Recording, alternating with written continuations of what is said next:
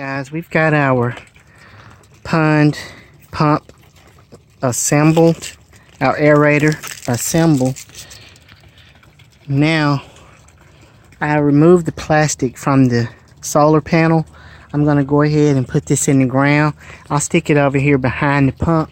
It gets sun over here most of the day, so this is where I'll be sitting it. And I'll leave it turned slightly at an angle that way because it gets most sun in this direction. You see the sun tracks from here and it goes all the way down the side of my house there, so it'll get sun here most of the day.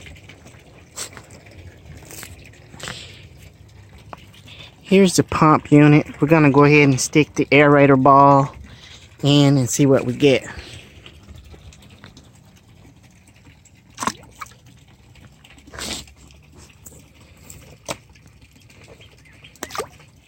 Okay, there's some bubbles. That'll help. I think I'll go and get me some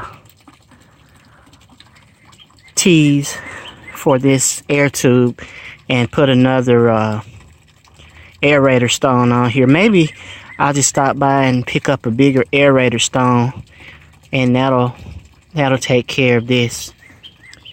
But the pump that I had in this particular pond on this side here went out, and I've been noticing as the weather's been warming up, the fish has been up on the surface, skimming the surface, getting air. So I'm going to go ahead and let this work for now. Normally, guys, with an aerator stone, you'll let it sit in water for, I guess about 20 minutes, 30 minutes. And that way it absorbs that water, and when you put it in the pond or your aquarium, it's already full of water, and you don't have to have that slight delay. As you can see now, as it's absorbing water, it's starting to pick up in intensity the air bubbles that it's putting out.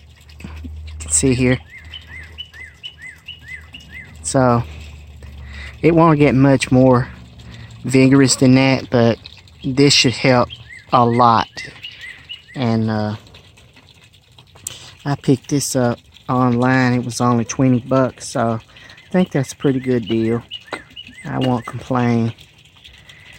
I